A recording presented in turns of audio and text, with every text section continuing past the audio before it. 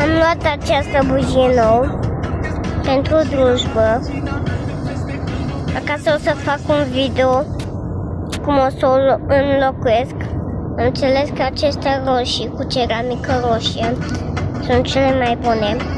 Așa că am luat de la piața din Lerești.